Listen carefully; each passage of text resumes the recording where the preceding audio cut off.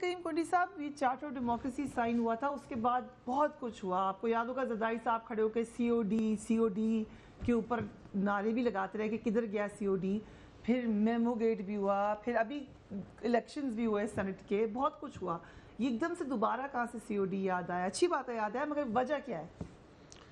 देखिए फरिया, कल चेयरमैन बिलावल ने एक अफ्तारी जिसमें तमाम अपोजिशन जमातों को उन्होंने दावत दी और तकरीबन सारी जमातें आए भी सी या उनके नुमाइंदे आए।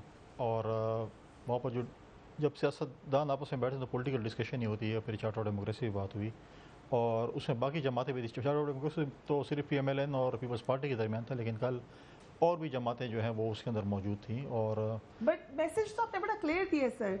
एक तरफ दावर साहब बैठे हुए थे जिनके बारे में अभी रिसेंटली ISPR ने खदशात का इजहार किया, प्राइम मिनिस्टर ने भी खदशात का इजहार किया। दूसरी तरफ और ऐसे लोग बैठे हुए थे।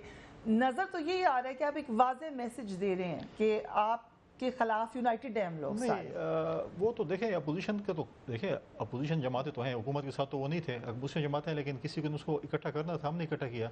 अगर दावड़ साहब के खिलाफ ISPR की कोई रिजर्वेशन है अपनी जगह पे है, लेकिन अगर आप देखें कि पार्लियामेंट ने उसी दावड़ का बिल मंजूर किया जो कि फाटा में सीटें बढ़ाने के लिए थी, तो पूरी पार्लियामेंट, पूरी कौम, 21 करोड़ आवाम ने उसके बिल को सपोर्ट किया।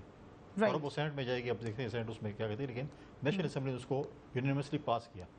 तो और बिल भी वो लेके अब ये चीज़ है कि अपोजिशन जमातें बैठे COD पे है, कुछ चीज़ों पे अमल दरामद हुआ है, कुछ पे नहीं होता, और बंदा माजी से। बट आपने ये नहीं बताया कि COD कहाँ से याद आया एकदम से? हम एक और देखें, COD में कुछ चीज़ें हमने माजी में साइन जो मोहतरमा शहीद और नवाज शरीफ साहब के दरमियान हुई थी, उसमें कुछ चीज़ों पे अमल दरामद हुआ और कुछ पे नहीं हो सका, और कोताहियाँ भी हुई, गलतियाँ भी हुई। हम चाहते हैं कि हम इस चीज़ों को आगे बढ़ाएं।